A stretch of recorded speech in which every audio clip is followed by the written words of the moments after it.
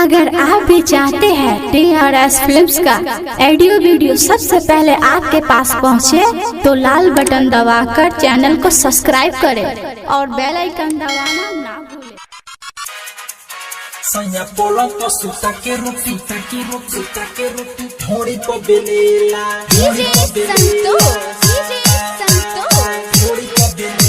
TRS Film presents polo posuta que ropi थोड़ी को बेलेला soña polo posuta que ropi थोड़ी को बेलेला soña polo posuta que ropi थोड़ी को बेलेला कोई से बताई लागता शरम कोई से बताई लागता शरम चढ़ली जवानी हमर हो जाता गरम चिप्स ताके दिया ताके दर्द बड़ी देला सैया पलंग पशु ताके रोटी ढोड़ी को बेलेला सैया पलंग पशु ताके रोटी ढोड़ी को बेलेला कोई से बताई लागता शरम आई हाय कोई से बताई लागता शरम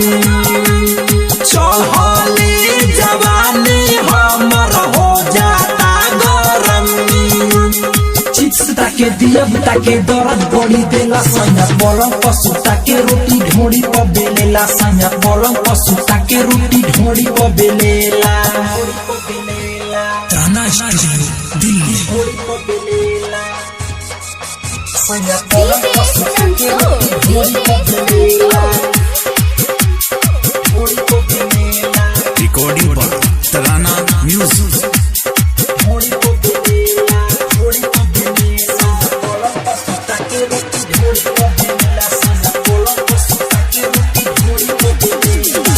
केतना कहीं ऊपर हम लीला डाली के पानी लहंगा को दे लगीला आए हाय केतना कहीं ऊपर हम लीला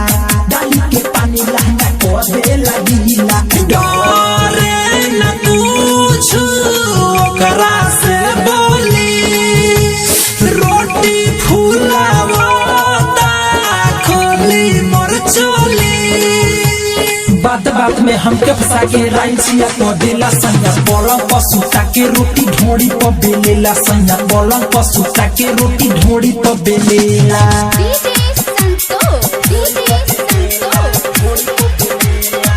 सैया पलंग पशु ताके रोटी ढोड़ी पर बेलेला सैया पलंग पशु ताके रोटी ढोड़ी पर बेलेला जखमी जयराम से रही परेशान हो ढोड़ी पयाटा कर देता जियान हो जखमी जयराम से रही परेशान हो ढोड़ी पयाटा कर देता जियान हो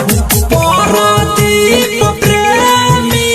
मुरारी अनमोल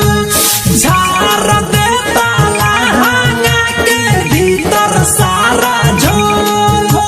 सारी रात करेला लीला सुते नहीं देला सैया पलंग पशु ताके रोटी ढोड़ी पर बेलेला सैया पलंग पशु ताके रोटी ढोड़ी पर बेलेला सैया पलंग पशु ताके रोटी ढोड़ी पर बेलेला।